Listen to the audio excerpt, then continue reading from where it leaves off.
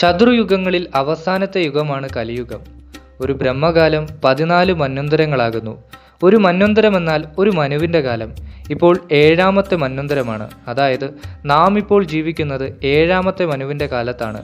സത്യയുഗം, ത്രേതായുഗം, ദ്വാപരയുഗം, കലിയുഗം എന്നിങ്ങനെയുള്ള 4 യുഗങ്ങളായി തിരിച്ചിരിക്കുന്നു ഓരോ മന്വന്തരത്തിലും. അതനുസരിച്ച് സത്യയുഗം 17,28,000 വർഷവും, ത്രേതായുഗം 12,96,000 വർഷവും, ദ്വാപരയുഗം 8,64,000 വർഷവും, കലിയുഗം 4,32,000 വർഷമെന്നാണ് കണക്കാക്കപ്പെടുന്നത്. ഒരു ദേവദിനമെന്നാൽ ഒരു മനുഷ്യവർഷമാണ്. ഒരു ദേവവർഷമെന്നാൽ 360 ദേവദിവസമാണ്. ഇപ്രകാരം കലിയുഗം 1200 ദേവവർഷം കൊണ്ടാണ് പൂർത്തിയാകുന്നത്.